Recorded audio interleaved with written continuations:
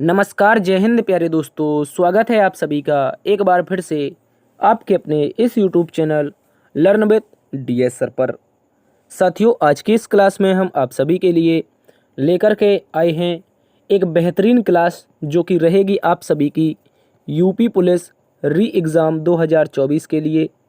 साथियों, आज की इस क्लास में हम रीजनिंग को बहुत ही बेहतरीन तरीके से जानेंगे। आज हमारा रीजनिंग का प्रैक्टिस सेट नंबर 46 रहेगा, यानी कि आज हमारा 46वें नंबर का प्रैक्टिस सेट है। और इससे पहले कि यदि आपने पिछले 45 पार्ट नहीं देखे हैं तो आप पिछले पार्ट को भी जा कर के देखिएगा। वहाँ पर भी हमने रीजनिंग को बहुत ही शानदार तरीके से कवर किया है। और दोस्तों, बात कर लेते हैं आज की इस क्लास की। तो कुछ इस प्रकार से प्रश्नों का अध्ययन करेंगे, जैसे कि क्वेश्चन नंबर 15 आपके सामने, जिसमें कहा है फल है, नाशपाती है और घास है। इन तीन शब्दों के बीच में सही वेन आरेख क्या होगा। इसके अतिरिक्त हम देखेंगे क्वेश्चन नंबर 13, जिसमें लिखा है निम्न में 5 के विपरीत क्या रहेगा। साथियों, आज की ये जो क्लास रहेगी एक महत्वपूर्ण क्लास रहेगी आप सभी के एग्ज़ाम के लिए। और हो सकता है आप लोगों को थोड़ी वॉइस की प्रॉब्लम हो जाए, चूँकि हम अपना जो नियमित स्थान है जहाँ से हम क्लास ये लेते हैं उस स्थान पर नहीं है, इसलिए आपको थोड़ी वॉइस की भी प्रॉब्लम हो सकती है, यानी कि आवाज़ थोड़ी गड़बड़ हो तो बता देना। आप लोग थोड़ी सी आप एडजस्ट कीजिए आज की क्लास के लिए, ठीक है। चलिए दोस्तों, शुरू कर लेते हैं आज की इस क्लास को। उससे पहले आपको बता दें साथी, यदि आप इस क्लास का पीडीएफ प्राप्त करना चाहते हैं, अगर पीडीएफ से पढ़ना चाहते हैं तो डीएस सर ऑफिशियल नाम से अपना टेलीग्राम ग्रुप है, यहाँ पर आप ज़रूर ज्वाइन कर लीजिएगा। यहाँ पर हमने जो भी क्लास की इम्पोर्टेंट इन्फॉर्मेशन होती है, क्लास से संबंधित नोट्स होते हैं, वो सारे के सारे यहीं पर आपको उपलब्ध करवा दिए हैं। तो आप पीडीएफ ज़रूर ज्वाइन कर लें, ठीक है। पीडीएफ के लिए टेलीग्राम जरूर ज्वाइन कर लें। इससे पहले शुरू कर लेते हैं आज की क्लास को। एक और आंकड़ा है साथियों आप सभी का, बता देते हैं 61% ऐसे साथी हैं जिन्होंने चैनल को बिल्कुल भी सब्सक्राइब नहीं किया है। तो प्लीज़ यार, सब्सक्राइब करने का कोई पैसा चार्ज नहीं है। अप्रैल माह का पूरा डेटा है। आप लोगों से निवेदन है, जो भी साथी चैनल को सब्सक्राइब नहीं किए हैं तो प्लीज़ यार कर लीजिए, जो भी साथी क्लास को देखते हैं, ठीक है। जिन लोगों ने चैनल को सब्सक्राइब किया है 38% साथी हैं, आप लोगों का बहुत बहुत धन्यवाद। आप लोगों ने अपना जो सहयोग दिया है, ठीक है। चलिए दोस्तों, हम शुरू कर लेते हैं आज की इस क्लास को। पहले क्वेश्चन की ओर चलते हैं। क्वेश्चन नंबर 1 आप सभी के सामने है। बताइए इस प्रश्न का सही उत्तर क्या होगा। कहा गया है दोस्तों, नीचे दिए गए प्रश्न में पहले शब्द का दूसरे शब्द से जो संबंध है वही संबंध तीसरे का चौथे से ज्ञात कीजिए, ठीक है। यहाँ पर मिस टाइपिंग है, ये तीसरे का चौथे से होगा, ना कि दूसरे का चौथे से, ठीक है। तो देखो, पहले का संबंध सर्कस का संबंध मनोरंजन से है, तो मंदिर का संबंध किससे हो जाएगा। भाई एक बात मेरी गौर से समझो, जब हम सर्कस पर जाते हैं, कहाँ पर जाते हैं, जब हम सर्कस देखने जाते हैं किस लिए जाते हैं। आप बोलेंगे सर मनोरंजन के लिए। किसके लिए जाते हैं, मनोरंजन के लिए जाते हैं। वहीं पर जब हम मंदिर जाते हैं तो क्यों जाते हैं सर साथी, जल्दी से बताएंगे सारे साथी क्यों जाते हैं मंदिर। तो आप बोलेंगे सर पूजा करने के लिए। किसके लिए, पूजा करने के लिए, ठीक है। इस प्रकार से याद रखेंगे। विकल्प नंबर बी हमारा इसका सही उत्तर है, ठीक है। पूजा करने के लिए मंदिर में जाते हैं, ना कि देवता, ना तो भक्ति और ना ही दोस्तों हमारा दान बनेगा, ठीक है। इस बात को याद रखेंगे। हालांकि पूजा के साथ साथ में इन अन्य 3 विकल्पों को भी हम साथ में जैसे ले लेते हैं। भगवान जो हमारे देवता होते हैं, आराध्य होते हैं, उनके लिए उनकी भक्ति करते हैं, उनके लिए हम दान भी देते हैं। लेकिन मंदिर जो मुख्य कारण है जाने का, वो पूजा करने के लिए जाया जाता है, ठीक है। इस बात को याद रखेंगे। क्वेश्चन नंबर 2 में चलते हैं। क्वेश्चन नंबर 2 एक बेहतरीन सा क्वेश्चन है, जिसमें साथियों बोला गया है, कह रहा है अंग्रेजी वर्णमाला के पहले और दूसरे वर्ण को परस्पर बदल दिया जाता है। क्या बोला है कि अंग्रेजी वर्णमाला के पहले और दूसरे वर्ण को परस्पर बदल दिया जाता है। इसी प्रकार तीसरे और चौथे वर्ण को, 5वें और 6ठे वर्ण को, यही क्रम आगे भी जारी रहता है, वर्णों को परस्पर बदला जाता है। इस प्रकार बनी नई वर्णमाला में कौन सा वर्ण 14वां होगा, ये बताना है। प्यारे साथियों गौर से समझो, मैं आपको बता देता हूँ। वो कह रहा है जो हमारा ए बी ऐसे लिखा जाता है ना, ए बी, उसके 1 मिनट यार, ये हो क्या रहा है, क्या होता है ए बी सी, उसके बाद में डी, फिर ई एफ जी एच, इस तरह से जो हमारी वर्णमाला होती है, इसको हमें कुछ इस प्रकार से लिखना है। गौर से देखो, पहले को दूसरे से बदलना है तो ए के स्थान पर बी को रखेंगे और बी के स्थान पर ए को, सी के स्थान पर डी को रखेंगे, डी के स्थान पर यहाँ पर हम सी को रखेंगे। किसको, सी को। उसके बाद जहाँ पर ई आता है वहाँ पर एफ रख देंगे और जहाँ पर एफ आता है वहाँ पर ई रख देंगे। आगे देखो साथियों, जहाँ पर हमारा जी आता है उस पर हम एच रख देंगे और जहाँ पर एच आता है वहाँ पे जी रख देंगे। आई के स्थान पर जे, जे के स्थान पर आई, एल के स्थान पर के के स्थान पर एल और यहाँ पर दोस्तों एम के स्थान पर एन, ठीक है, एन के स्थान पर एम, तो एन पहले आएगा और एम बाद में आएगा। तो प्यारे साथियों इतने से ही पता चल जाएगा। प्रश्न में बोला है जब इस प्रकार बदला जाता है, पहले को दूसरे को, तीसरे को चौथे से, पांचवें को छठवें से, यही क्रम आगे जारी रहता है। तो देखो मैंने पहले को दूसरे से बदला, दूसरे को तीसरे से, तीसरे को चौथे से, आगे अपना यही क्रम आगे भी हमने जारी किया है, ठीक है। तो कह रहा है इस प्रकार जो बनी नई वर्णमाला है कौन सा वर्ण 14वें नंबर का होगा। तो साथियों यहाँ से सीधा गिन लेते हैं। कैसे? 1 2 3 4 5 6 7 8 9 10 11 12 13 और 14वां नंबर कौन होगा जब हम वर्णमाला को बदल लेंगे? तो साथियों आप लोग बोलेंगे एम होगा। क्या होगा दोस्तों? एम होगा। इस बात को याद रखेंगे। ये हमें विकल्प नंबर डी में दिया है।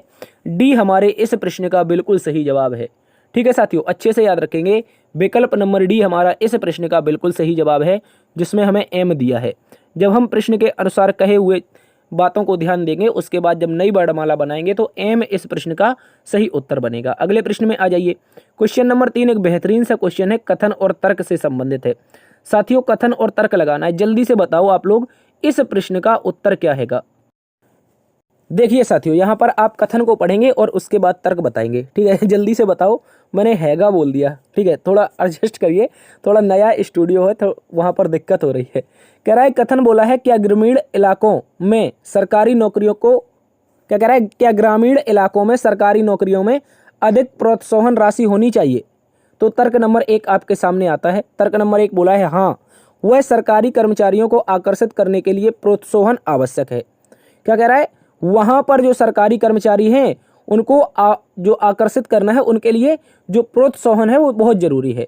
तो वही तो कथन कह रहा है कि ग्रामीण इलाकों में सरकारी नौकरियों पर अधिक प्रोत्साहन राशि खर्च होनी चाहिए। तो कह रहा है बिल्कुल बात सही है कि वहां के जो ग्रामीण सरकारी कर्मचारी हैं उनको आकर्षित करने के लिए प्रोत्साहन राशि बहुत जरूरी होती है। तो पहला वाला तो सही है।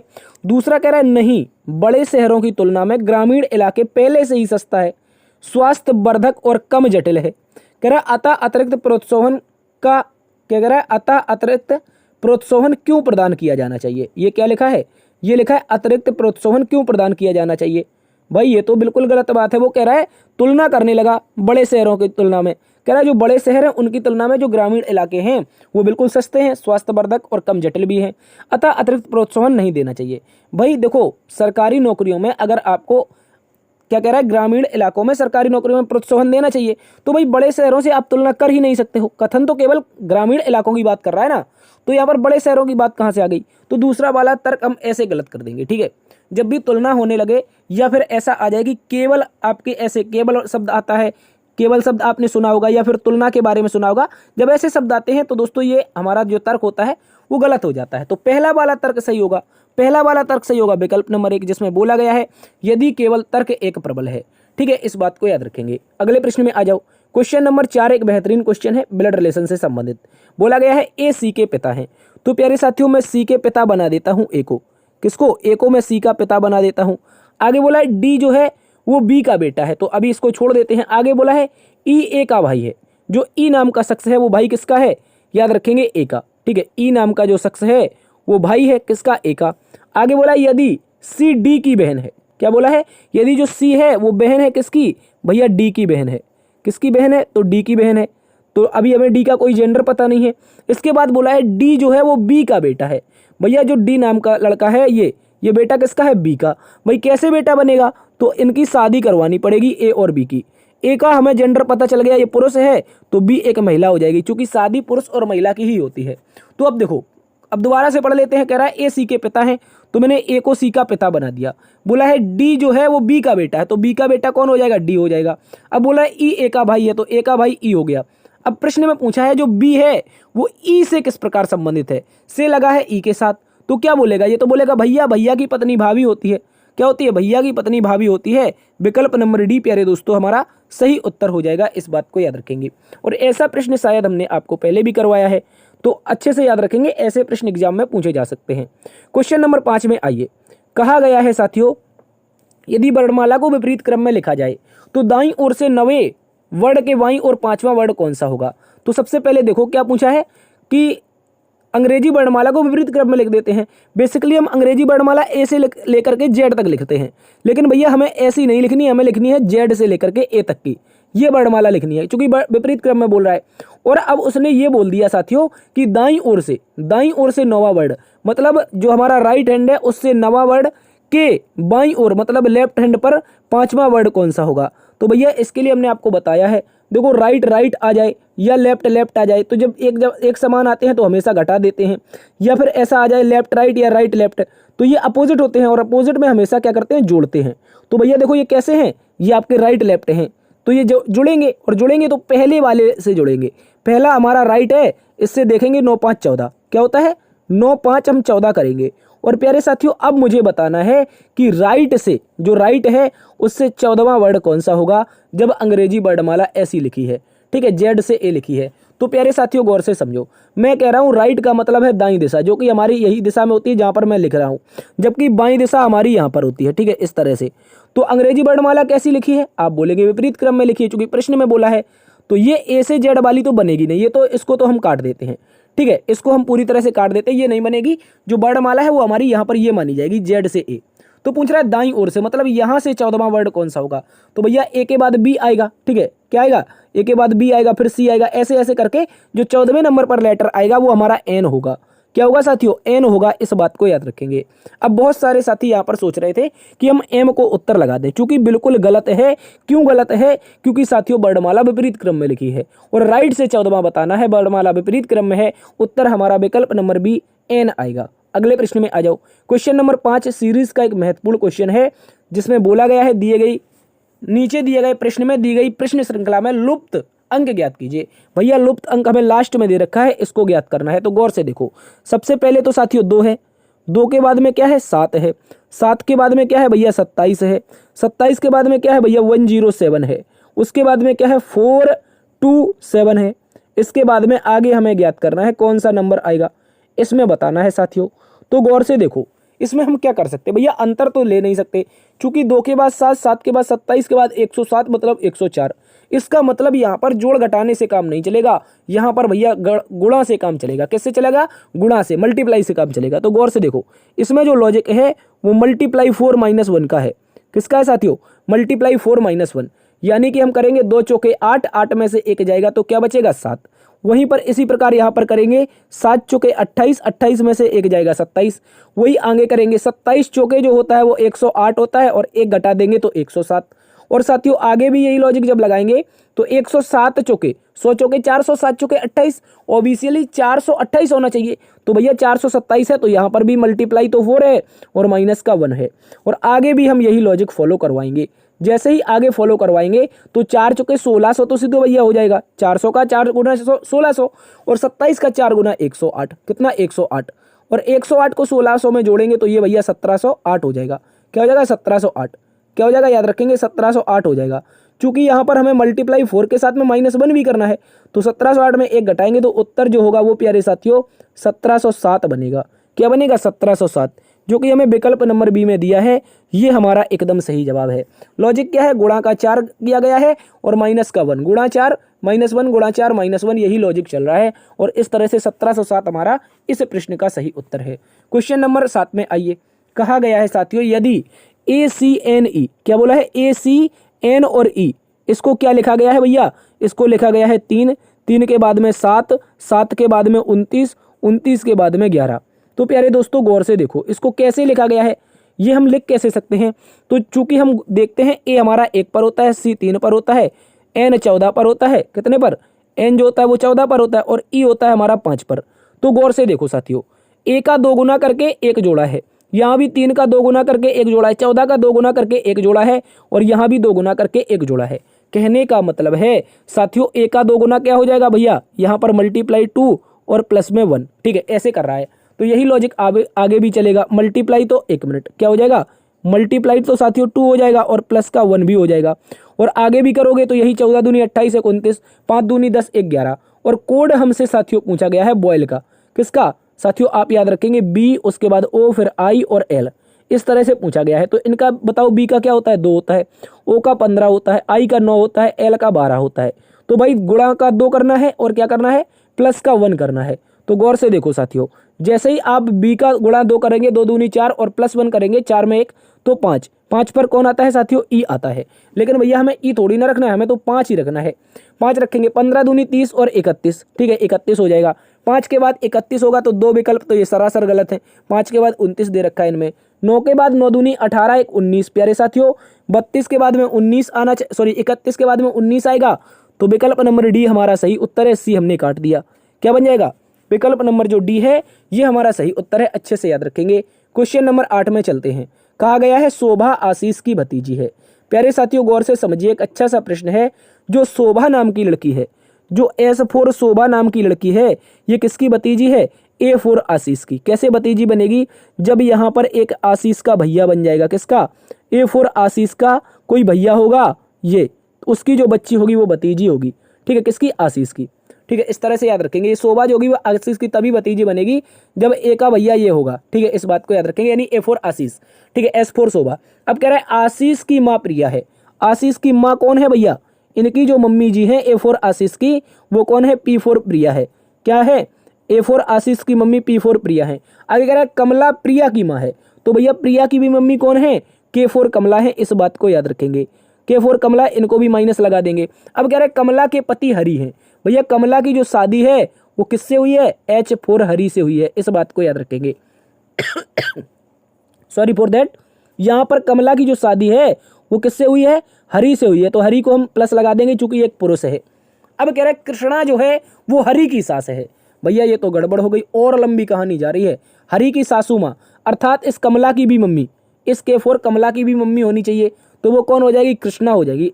देखो इसको थोड़ा हम अलग से लिख देते हैं, इस वाले पार्ट को थोड़ा अलग बना देते हैं। मैं कह रहा हूँ कि यहाँ पर K4 ये जो है कमला है, कमला की शादी किससे हुई है, कमला की शादी H4 हरि से हुई है।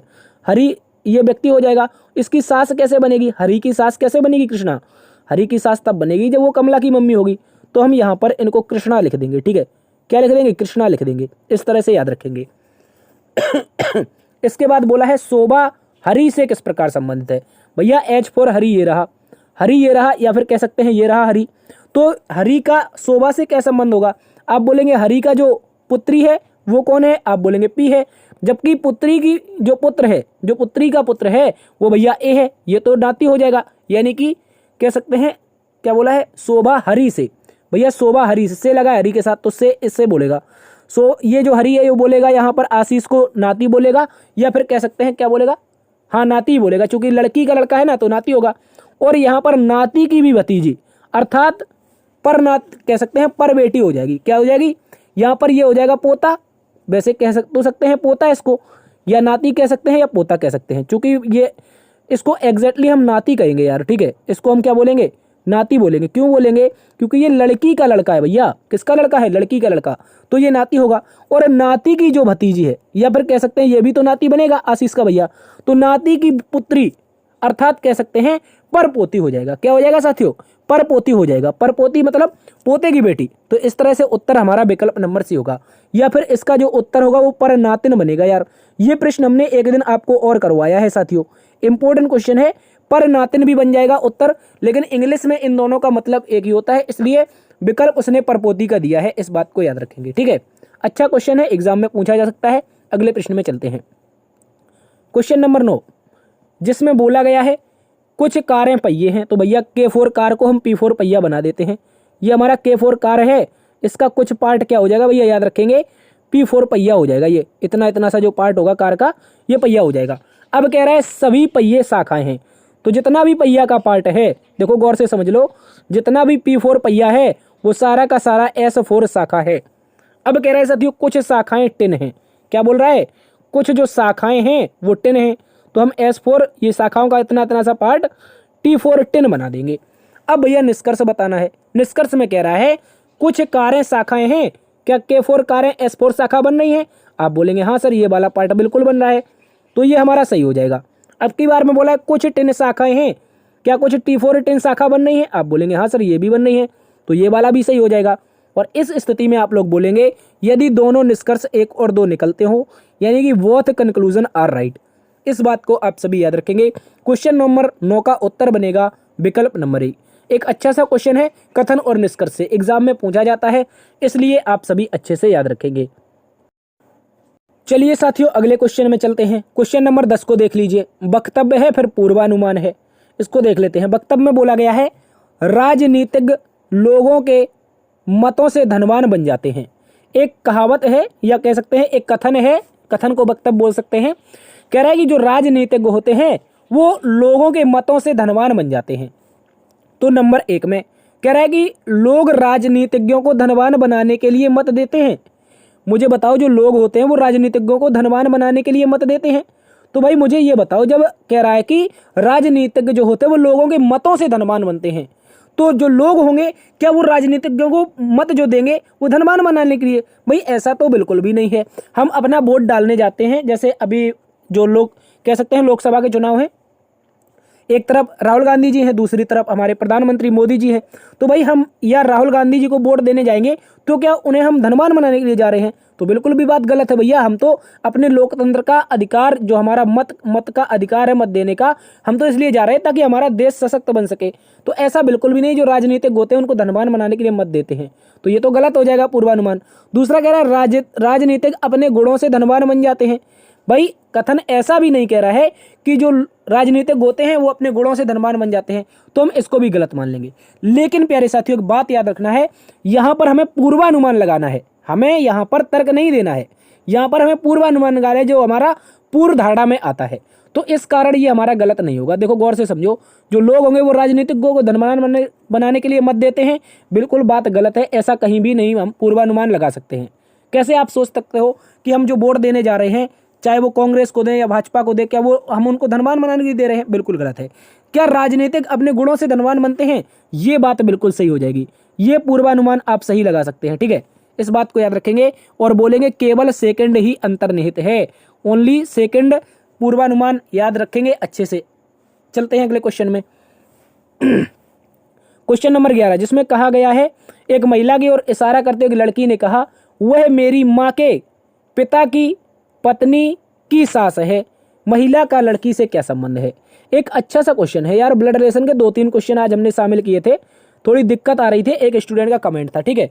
तो ब्लड रिलेशन को देख लेते हैं। एक महिला की ओर इशारा करते हुए लड़की ने कहा, लड़की ने क्या कहा?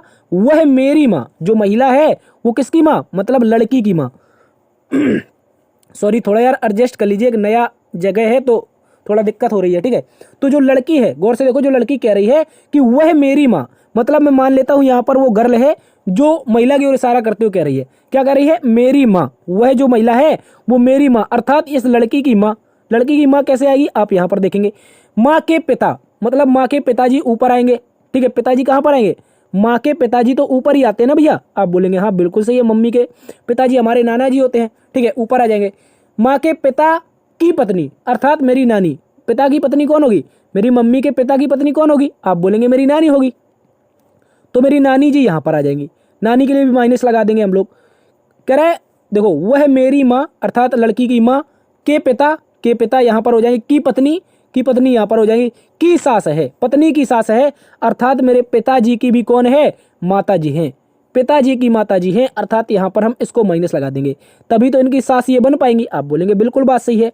अब देखो साथियों, तो कह रहा है महिला का लड़की से, मतलब इस गर्ल से, ये जो लड़की है इससे क्या संबंध है? तो लड़की क्या बोलेगी? लड़की बोलेगी मेरी मम्मी, मेरे नाना और मेरे नाना की भी मम्मी, तो मतलब कौन हो जाएगी? ये तो हमारे ग्रैंड मदर हो गए। कौन हो गए? माफी चाहेंगे, ग्रैंड मदर बोल रहे हैं यार। कह रहा है महिला का लड़की से, सॉरी यहाँ पर गौर से देखो, एक बार मैं फिर से आपको बता देता हूँ कलर चेंज करके। देखो कह रहा है जो महिला का लड़की से, तो लड़की क्या बोलेगी? यहाँ पर अपनी मम्मी को बोलेगी, उसके बाद अपने नाना जी को बोलेगी, मतलब ये कौन हो जाएंगे? यहाँ पर हमारे हो जाएंगे ये मम्मी और नाना, मतलब ग्रैंडफादर। क्या हो जाएंगे? ग्रैंडफादर, ठीक है। ये हमारे नाना जी कौन होते हैं? ग्रैंडफादर। और ग्रैंडफादर की मम्मी कौन होती है? ग्रेट ग्रैंड मदर, ठीक है। इस बात को याद रखेंगे, ग्रेट ग्रैंड मदर इस प्रश्न का सही उत्तर होगा। या फिर इसे हम कह सकते हैं नाना की माँ। क्या कह सकते हैं साथियों? नाना की माँ। ये इसका जो हिंदी में अर्थ होता है, या हमारे दादा की माँ। क्या होता है? याद रखेंगे, दादा की माँ। इन दोनों का जो अर्थ होता है वो साथियों होता है ग्रैंड मदर, ठीक है। इस बात को याद रखेंगे, क्योंकि ग्रैंड फादर ये होंगे, ये भी ग्रैंड फादर होंगे इंग्लिश की भाषा में, और इनकी जो माँ होंगी वो हमारी ग्रेट ग्रैंड मदर होंगी। इस बात को याद रखेंगे, चाहे वो पिताजी के, माफी चाहेंगे, चाहे हम अपने नाना को ले लें चाहे अपने दादा को ले लें, इन दोनों की जो माँ होंगी वो हमारी ग्रेट ग्रैंड मदर के अंतर्गत आएंगी। इस बात को याद रखेंगे, ठीक है। आई होप प्रश्न को आप सभी अच्छे से समझे होंगे। अगले प्रश्न में आ जाइए। क्वेश्चन नंबर 12 बोला गया है, यदि ए का अर्थ प्लस है, बी का अर्थ माइनस है, सी का अर्थ गुणा है तो इसका मान क्या होगा। इसका मान बताना है भाई, गौर से देख लो। कुछ ब्रैकेट लगे हुए हैं, तो पहले ब्रैकेट है 7, सी का अर्थ क्या है भैया गुणा है, तो हम 2 रख के ब्रैकेट को बंद कर देंगे। ए का अर्थ प्लस है तो यहाँ पर रख देंगे, उसके बाद ब्रैकेट फिर लगाएंगे 3, सी का अर्थ गुणा है तो फिर 3 है और आगे ब्रैकेट बंद है, बी का अर्थ माइनस है और दोस्तों यहाँ पर 6 है। साथियों इस प्रश्न में हमें बोर्ड मास लगाना, क्या लगाना है, बोर्ड मास, BODMAS, ठीक है। Bracket of divide multiply add subtract, ठीक है, इस बात को याद रखेंगे। तो ब्रैकेट सबसे पहले सॉल्व करेंगे तो 7 दूनी 14 हो जाएगा, प्लस का 3 का 9 हो जाएगा, फिर माइनस का 6 हो जाएगा। 14 और 9 क्या होगा भैया, 14 9 देखेंगे तो 23 होगा, माइनस का 6 जाएगा, इसमें तो क्या बचेगा, आप बोलेंगे सर 17 बचेगा। क्या बचेगा, 17, और 17 हमें विकल्प नंबर ए में दे रखा है। ये हमारा इस प्रश्न का बिल्कुल सही जवाब है। अगले प्रश्न में आ जाओ। क्वेश्चन नंबर 13 एक महत्वपूर्ण क्वेश्चन है। बोला गया है यदि एक पासा में 1 से 6 तक संख्यांकित है, कौन सी संख्या 5 के विपरीत होगी। 5 के विपरीत बताना है साथियों। तो देखो हम पासा नंबर 1 को और पासा नंबर 3 को देखते हैं, जिसमें हमें पता चलेगा 1 और 4, क्या मिलेगा, 1 और 4, ये दोनों के दोनों जगह कॉमन मिल रहे हैं। तो तीसरा जो होता है वो ऑटोमेटिक एक दूसरे के अपोजिट हो जाता है, ठीक है। क्या होता है, जो तीसरा वाला होता है वो ऑटोमेटिक एक दूसरे के अपोजिट हो जाता है जब 2 नंबर समान मिल जाते हैं। जैसे मैंने कहा 1 यहाँ पर है, 4 यहाँ पर है, वही यहाँ भी 1 है और यहाँ भी 4 है, अपना थोड़ा उल्टा सा बना हुआ है लेकिन वो है एक जैसा ही। 1 4 कॉमन मिल गए तो हमें अगला वाला जो हमें पता चलेगा वो विपरीत होगा, और 5 का विपरीत जो पता चलेगा वो साथियों विकल्प नंबर 4 में 3 दिया है, ये हमारा सही उत्तर है। इस बात को आप सभी अच्छे से याद रखेंगे। चलिए अगले प्रश्न में चलते हैं, ठीक है। अगले क्वेश्चन में आ जाओ। यहाँ पर बोला गया है निम्नलिखित आकृति में कितने त्रिभुज हैं। यहाँ पर ट्राइंगल बताने हैं। उससे पहले मैं आपको एक ट्रिक बता देता हूँ। ट्रिक क्या है प्यारे साथियों, जब भी एक आपके सामने क्या आ जाए साथियों, याद रखेंगे, जब भी आपके सामने एक वर्ग आ जाए या कह सकते हैं एक चतुर्भुज आ जाए, उसके विकर्ण परस्पर काट रहे हों, तो आप कैसे बताओगे यहाँ पर, तो आप बोलोगे सर नंबर हम 1 देते हैं, 2 देते हैं, 3 देते हैं, 4 देते हैं, और जो भी सबसे बड़ा नंबर होता है उसका 2 गुना कर देते हैं। तो 4 जो दे रखा है इसका 2 गुना, 4 का 2 गुना कितना होता है भैया, 8 होता है, ठीक है। क्या होता है, 8, 4 का 2 गुना कितना, 8। तो हम बोलेंगे जब भी ऐसी आकृति हमें मिलेगी त्रिभुज कितने हैं सर, 8 हैं, कितने हैं, 8, इस बात को याद रखेंगे। इसके बाद देखो ऐसी ही आकृतियां कुछ हमें यहाँ पर दिखाई दे रही हैं, ऐसी ही एज इट इज आकृतियां हमें यहाँ पर कुछ दिखाई दे रही हैं, वो आपके लिए इंपॉर्टेंट हो जाएंगी। ये 2 आकृतियां हैं साथियों, कितनी हैं, तो 1 मिनट यार, आप बोलेंगे कितनी है सर, 2 आकृतियां हैं, एक तो ये हो गई और दूसरी हमारी ये नीचे हो गई, ठीक है। 1 मिनट, इसको हम थोड़ा सही से बनाते हैं। दूसरी हमारी ये वाली हो गई। तो भाई मैंने कहा था मुझे ऐसी आकृति मिलती है तो 8 मिलेंगे एक स्थान से, तो मैं सीधा कह देता हूँ 8 यहाँ पर है, 8 यहाँ पर है, तो कितने हो गए सर, 16 हो गए, ठीक है। इस बात को याद रखेंगे।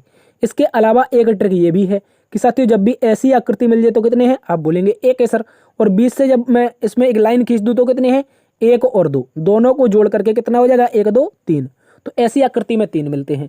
तो दोस्तों ऐसे भी याद रखेंगे। कहाँ पर ऐसी आकृति दिखाई दे रही है, अगर आप 90 डिग्री क्लॉकवाइज देखते हैं तो ये आकृति आप लोगों को यहाँ पर दिखाई दे जाएगी, ठीक है। कहाँ पर, यहाँ पर, गौर से देख लीजिए, यहाँ पर ये आकृति आप लोगों को दिखाई दे जाएगी, ठीक है, ये वाली, ये दिखाई दे जाएगी। तो आप क्या बोलेंगे, 1 और 2 दोनों को मिलाकर के कितना हो जाएगा, 3 यहाँ पर हो जाएगा, ठीक है। और यही आकृति अपोजिट में भी तो ये ऐसी ही दिखाई दे रही है, तो आप फिर से बोलेंगे सर 1 और 2 दोनों को मिलाकर के कितना हो जाएगा, 3 हो जाएगा, ठीक है। तो 3 3 6 और जुड़ जाएगा इसमें, 16 6 कितना हो जाएगा भैया, 22 हो जाएगा।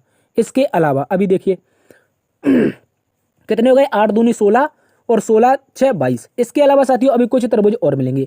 वो त्रिभुज जब हम इन दोनों को जोड़ेंगे, इन दोनों को, कहाँ पर, अगर मैं इस 8 को और इस 8 वाली दोनों आकृतियों को आपस में जोड़ता हूं तो एक ट्राइंगल हमें यहाँ से मिलेगा, ये वाला, ये बड़ा सा, साथियों याद रखेंगे, ये बड़ा वाला ट्राइंगल मिलेगा। उसके अलावा जस्ट अपोजिट एक बड़ा वाला ट्राइंगल हमें और मिलेगा, ये वाला, ठीक है। इस बात को याद रखेंगे। तो 2 हम प्लस यहाँ पर और कर देंगे, क्या कर देंगे, 2 प्लस यहाँ पर कर देंगे। इसके अलावा अभी कहीं भी नहीं जाना है और त्रिभुज मिलेंगे। कहाँ पर मिलेंगे, तो प्यारे साथियों एक ये पीले कलर से ऐसा ये मिलेगा, इस बात को याद रखेंगे। और दूसरा साथियों हमें जिसके जस्ट नीचे ऐसा ये भी मिलेगा पीले कलर से, तो 2 प्लस हम फिर कर देंगे। अब की बार मैं कलर दूसरा लेने का प्रयास करता हूँ। कौन सा कलर ले लूँ, ये ले लेता हूँ नीले कलर का, ठीक है। तो अब देखो यहाँ से 2 ये मिल जाएंगे, एक तो ये वाला मिल गया, ठीक है साथियों। इसके अलावा एक ये नीचे मिल जाएगा, एक ये नीचे मिल जाएगा, 2 प्लस और कर देंगे। तो देखो 16 6 22 6 28। तो साथियों ऐसी आकृति जब भी आपके सामने आती है आपको याद रख लेना है कि 28 त्रिभुज स्थित हैं। कितने हैं दोस्तों? 28 स्थित हैं, इस बात को याद रखेंगे। देखो मैं इसको मिटा देता हूं ताकि आप आसानी से गिन सकें। देखो 8 यहाँ से, 8 यहाँ से, इन दोनों को जोड़ेंगे तो एक लाइन मिलेगी, अर्थात 2 ये मिलेंगे। 8 दूनी 16, 2 18, 18 19, उसके बाद यहाँ पर 20, इसके अलावा 3 ये यहाँ से मिल जाएंगे, 20 3 23, 23 और 24 ये हो जाएगा, 25 ये हो जाएगा, और इन दोनों से मिलकर के 3 यहाँ से मिलेंगे, 25 3 28 हो जाएंगे। ठीक है, इस तरह से याद रखेंगे। विकल्प नंबर 2 इसका सही उत्तर है। क्वेश्चन नंबर 15 में आ जाइए। बोला गया है फल, नाशपाती और घास, इनके बीच का सही उत्तर क्या होगा? तो देखो यहाँ पर आरेख बताना है भैया। सबसे पहले आरेख बना देंगे जो कि हमारा फल को रिप्रेजेंट करेगा। फल के अंतर्गत ही हमारा N4 नाशपाती आ जाएगा, क्योंकि नाशपाती एक फल होता है। और दोस्तों जो घास होगी वो अलग से आ जाएगी, तो ग्रेस के लिए हम यहाँ पर लिख देंगे। ठीक है, घास हमारी यहाँ पर हो जाएगी, फल और नाशपाती यहाँ पर हो जाएंगे। तो कैसा आकृति आएगा भैया? फल के लिए बड़ा वाला, उसके अंदर नाशपाती और घास अलग से। ऐसी आकृति कहाँ पर है? विकल्प नंबर सी में है। साथियों विकल्प नंबर सी हमारा सही उत्तर है। ठीक है, इस बात को याद रखेंगे। और साथ ही आज की क्लास को यहीं पर समाप्त करते हैं। आशा करते हैं बहुत सारी कठिनाइयों के बीच हमारी क्लास संपन्न हुई है। ठीक है, उम्मीद है क्लास पसंद आई होगी। यदि पसंद आई है तो एक बार से सेशन को लाइक कर दीजिए। जिन्होंने चैनल को सब्सक्राइब नहीं किया है, 61% साथी हैं, तो प्लीज़ यार आप लोग इसको सब्सक्राइब ज़्यादा से ज़्यादा कीजिए। जिन साथियों ने सब्सक्राइब किया है मात्र 38% है यार। ठीक है, आप लोग क्लास देखते हो तो प्लीज़ यार सब्सक्राइब करने का तो बनता है ना, जल्दी से कर दो। 10-20 लोग और बचे हैं जो कि अपने 20,000 के परिवार में शामिल हो जाएंगे। जल्दी से आप सभी चैनल को सब्सक्राइब कर देंगे। ठीक है, क्लास तो हालांकि आज की थोड़ी टिपिकल थी, नई जगह थी, नए स्थान पर हम आए थे, इस कारण अपनी क्लास टाइम से रिकॉर्ड भी नहीं हो पाई है। और जो है क्या बोल सकते हैं कि थोड़ा बैठने की व्यवस्था उचित नहीं थी। ठीक है, इस बात को याद रखेंगे। फिलहाल आज की क्लास में इतना ही रखते हैं। कल से अपनी क्लास एकदम बेहतरीन तरीके से बेहतरीन समय पर आपको मिलती रहेगी। देखते रहिए आपका अपना परिवार। सेशन को लाइक कीजिए, दोस्तों में शेयर कीजिए, अपने चैनल पर जुड़े रहिए। देखते रहिए आपका अपना परिवार लर्न विद DS सर। मिलते हैं नई वीडियो में, तब तक के लिए अपना ख्याल रखना। मस्त रहिए, स्वस्थ रहिए। जय हिंद, जय भारत, जय मां सरस्वती।